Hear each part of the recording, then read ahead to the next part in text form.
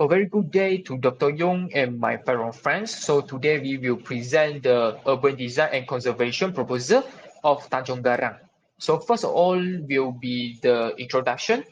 Urban design is the cooperative, multidisciplinary process of shaping the physical setting for life in cities, towns, and villages. The art of placemaking and design in an urban context. So our aims is to study urban design and conservation in Tanjong Garang. So there are three objectives. First is to examine the existing condition of Tanjong Garang in terms of urban design elements. Second is to identify the issue and problems in Tanjong Garang. Last is to suggest a new proposal for future improvement in Tanjong Garang. So moving to the methodology, first is preliminary study. We will identify the all information of Tanjong Garang by the desktop study.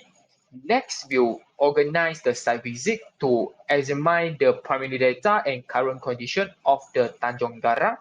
So third is analyze and summary data. All data collection was analyzed to understand the urban setting, landscape architecture style, building typology, and visual image and activities in Tanjong Garang. Last but not least is report writing. Moved to history of Tanjong Karang. Tanjong Karang was reclaimed for rice and paddy fields in 1953. Its irrigation schemes was established by the government to convert the sponge-like terrain of the wetlands into cultivable rice meadows in order to elevate flooding caused by the Berna River. During the colonial period, Bang Khana was constructed in Tanjong Karang in order to provide adequate water to irrigate rice crops. Besides that, there is a major khana goes from Tanjong Karang to Sungai Tinggi in order to supply treated water. Moreover, there is an abandoned historic building in Tanjong Karang called Sugar Plum Factory. It was built by Dutch people and captured by Japanese, used as a military base during World War II. For the existing land use, the most dominant land use in Tanjong Karang is forest with 70.99%, followed by the agricultural land use which occupied 24.63% of the total land uses. Road network occupied 2.53% of the total land use in Tanjong Karang, and other land uses like infrastructure and utility, water bodies, institution and public facility, open space, recreational, beach, commercial as well as the industrial land use are occupied less than 1% respectively. Now, talking about the building typology. Malaysia divides it into 9 types of building typology based on chronological order from Dutch colonization in the 70s to early modern in the 1960s. For the Tanjung Karang itself, it can be seen along the main road, namely Kuala Selangor Teluk Intan Road. There are 3 types of building typology, namely early style from the year of 1840s with Chinese low-rise characteristic. Secondly is Art Deco style from the year of 1930s with its classic and bold geometric. And lastly is early modern style from the year of 1960s with a simple and clean facade. According to Heritage of Malaysia Trust 1990, the architecture style of Malaysia has been classified according to the building styles. It consists of influences from the European, Chinese, Malay and Indian sources that were a mixture of various styles modified to the Malaysian environment. While for Tanjong Karang, there are 3 architecture styles found during the fieldwork, namely Malay vernacular, street eclectic, and British colonial.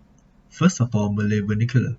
The dominant structural system of early Malay traditional houses is entirely defined by the linear post and the beam wood construction method, raises above the ground level and standing on this pedestal. Secondly, street eclectic. The impact was mostly in urban areas in the form of shop houses and terrace houses. The architecture adapted to the tropical climate that has a combined influence of Malay and European architecture. Finally, colonial style. British colonial architecture in Malaysia is essentially a hybrid. Under the Western influence, the buildings sometimes look classical, sometimes Gothic, and sometimes show the influence of Oriental forms. Well, for the visual image and activity part, first of all, we have the landmark in Tanjong Karang. We have two landmarks here. The first one is the Chinese temple in Bagan Pasar, and second one is the Masjid Tanjong Karang. And both of them are the significant landmark here. And next we have the set identification signage block.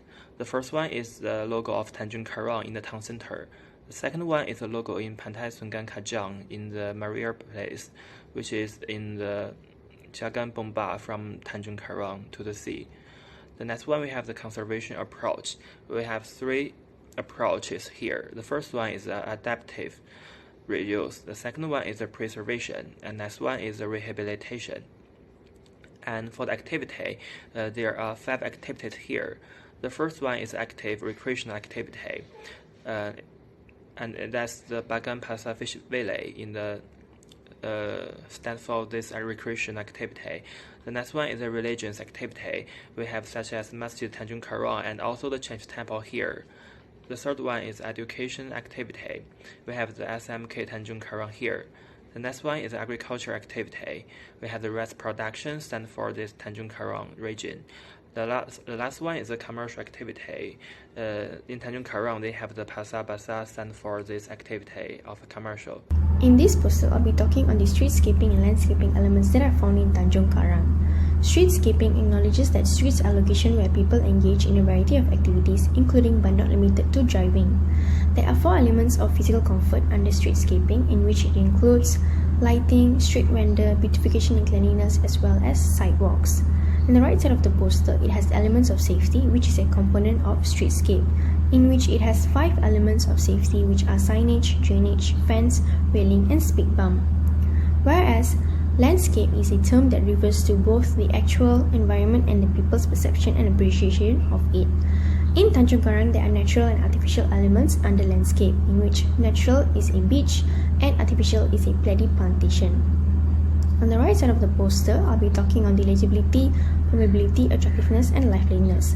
Legibility is the ability to organize an environment into a recognizable and consistent pattern, whereas permeability is a quality that describes how easy people can move from one location to another within a given setting.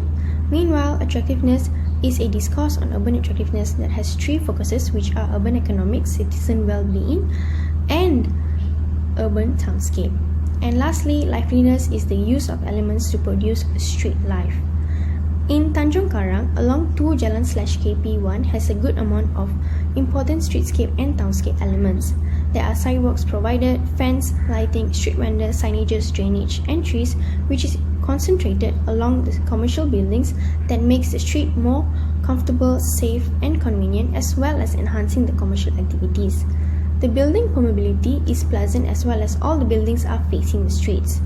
The presence of street vendors has added to the area's liveliness, since people are continually arriving to get a variety of food and beverages. The functionality of these elements provides a good sense of legibility, permeability, attractiveness, and liveliness. Meanwhile, along Jalan Bagan Parseh has trees lined along the left shoulder of the road, which provides landscape elements. This produces a good sense of attractiveness, as it is pleasing to the eye.